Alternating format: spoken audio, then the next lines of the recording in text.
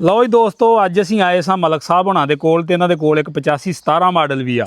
ਇਹਨੂੰ ਲੱਗਾ ਜੀ ਚਾਬੀ ਵਾਲਾ ਪੰਪ, ਸਟੈਨਾਡਾਈਨ ਦਾ ਪੰਪ। ਇਹਨਾਂ ਨਾਲ ਅਸੀਂ ਗੱਲਬਾਤ ਕਰਦੇ ਹਾਂ ਮਲਕ ਸਾਹਿਬ ਨਾਲ ਕਿ ਪੰਪ ਦੇ ਬਾਰੇ ਤੁਹਾਡਾ ਕੀ ਫੀਡਬੈਕ ਰਿਹਾ ਵਾ, ਤੁਸੀਂ ਇਹਨੂੰ ਚਲਾਇਆ ਵਾ, ਤੁਹਾਡਾ ਇਹਦੇ ਤੇ ਕੀ ਰਿਜ਼ਲਟ ਤੁਸੀਂ ਕੱਢਿਆ ਵਾ।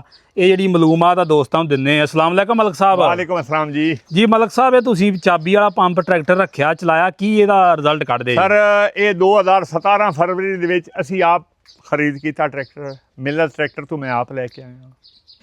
ਸਰ ਉਹ ਬੇਵਕੂਫ ਬੰਦੇ ਨੇ ਜਿਹੜੇ ਇਸ ਪੰਪ ਦੀ ਬਦਤਰੀਫੀ ਕਰਦੇ ਨੇ। ਸਹੀ ਹਕੀਕਤ ਗੱਲ ਹੈ, ਉਹ ਮਿਸਤਰੀਆਂ ਨੂੰ ਵੀ ਕੋਈ ਪਤਾ ਨਹੀਂ ਔਰ ਉਹਨਾਂ ਮਾਲਕਾਂ ਨੂੰ ਵੀ ਨਹੀਂ ਪਤਾ। ਸਹੀ। ਇਸ ਦੇ ਨਾਲ ਦਾ ਪੰਪ ਹੀ ਕੋਈ ਨਹੀਂ। ਇਹ ਹੁਣ 17 ਤੋਂ ਲੈ ਕੇ 9 ਸਾਲ ਹੋ ਗਏ। 9 ਸਾਲ ਇਹ ਟਰੈਕਟਰ ਚੱਲ ਗਿਆ। ਪੰਪ ਪਹਿਲਾ ਹੀ ਆ? ਪੰਪ ਪਹਿਲਾਂ ਹੀ। ਅਸੀਂ ਹੁਣ ਇਹਦਾ ਇੰਜਣ ਓਵਰਹਾਲ ਕਰਵਾਇਆ। ਟਰੈਕਟਰ ਪਹਿਲੇ ਟਾਇਰਾਂ 'ਚ ਖੜਾ ਜੀ। ਸਹੀ। ਮਲਕ ਸਾਹਿਬ, ਤੁਹਾਡੀ ਸਾਂਭ ਵੀ ਮੈਨੂੰ ਸ਼ੱਕ ਪੈਂਦਾ ਚੰਗੀ ਆ। ਸਰ ਵੇਖੋ ਨਾ, ਚੀਜ਼ ਸਾਂਭ ਨਾਲ ਹੁੰਦੀ ਏ। ਪੰਪ ਲੈ ਕੇ ਗਏ ਲੈਬਾਰਟਰੀ ਤੇ, ਜਿਹੜੇ ਇੰਜਣ ਖੁਲਾਇਆ, ਲੈਬਾਰਟਰੀ ਵਾਲੇ ਨੇ ਮਸ਼ੀਨ ਦੇ ਉੱਤੇ ਚਾੜਿਆ ਨਾ, ਉਹ ਆਖਿਆ ਜੀ ਇਹ 16 ਨੇ ਪੰਪ, ਇਹਨੂੰ ਕੁਝ ਵੀ ਨਹੀਂ। ਅੱਛਾ। ਅਸੀਂ ਉਸੇ ਤਰ੍ਹਾਂ ਆਣ ਕੇ ਫਿੱਟ ਕਰ ਦਿੱਤਾ। ਸਹੀ।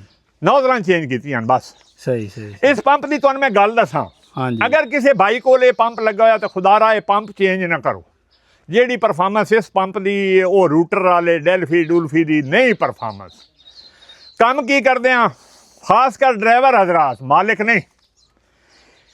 ਇਹ 2200 RPM ਦੇ ਉੱਤੇ ਚੱਲੇ ਤੇ ਮੈਂ ਆਦਾ ਇਤਨੀ ਜ਼ਬਰਦਸਤ ਪਰਫਾਰਮੈਂਸ ਦਿੰਦਾ ਜਿਹਦਾ ਹਿਸਾਬ ਕੋਈ ਨਹੀਂ। ਇਸ ਪੰਪ ਦਾ ਪ੍ਰੈਸ਼ਰ ਬਹੁਤ ਜ਼ਿਆਦਾ।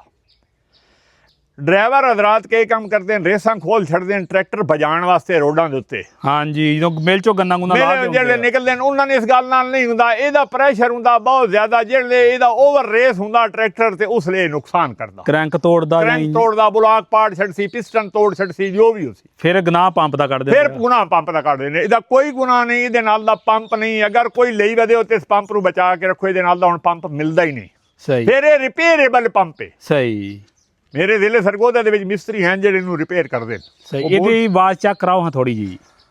ਇਹਦੀ ਮਲਕ ਸਾਹਿਬ ਆਵਾਜ਼, ਸਾਊਂਡ ਵੀ ਬਹੁਤ ਆ ਇਹਦਾ, ਇਸ ਪੰਪ ਦਾ।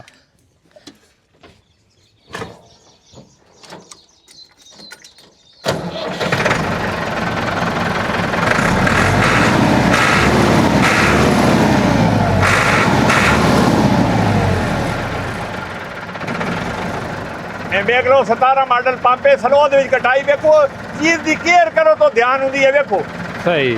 ਅਜੇ ਤੱਕ ਇਹਦਾ ਸਟੀਅਰਿੰਗ ਪੰਪ ਕੋਈ ਨਹੀਂ ਚੇਂਜ ਹੋਇਆ, ਯੂਨਿਟ ਕੋਈ ਚੇਂਜ ਨਹੀਂ ਹੋਇਆ। ਸਹੀ। ਵਜ੍ਹਾ ਕੀ ਹੈ, ਅਸੀਂ ਇਹਦਾ ਮੇਨਟੇਨੈਂਸ ਪੂਰੀ ਰੱਖਦੇ ਹਾਂ, ਤੇਲ ਪਾਣੀ ਟਾਈਮ ਤੇ ਚੇਂਜ ਕਰਦੇ ਹਾਂ। ਸਹੀ ਸਹੀ। ਅਸੀਂ ਇਹ ਨਹੀਂ ਕਦੀ ਕੀਤਾ ਬਾ ਨਹੀਂ ਐ ਹੋ ਗਿਆ ਤੇ ਹੋ ਗਿਆ ਨਾ। ਸਹੀ।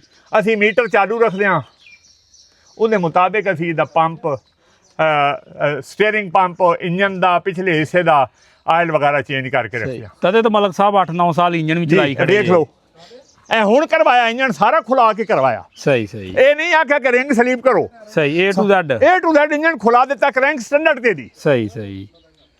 ਕਰੈਂਕ ਸਟੈਂਡਰਡ ਤੇ ਬਾਕੀ ਇੰਜਨ ਓਵਰਹਾਲ ਕਰਾਇਆ। ਬਾਕੀ ਤੁਹਾਡੇ ਸਾਹਮਣੇ ਖੜਾ ਹੈ।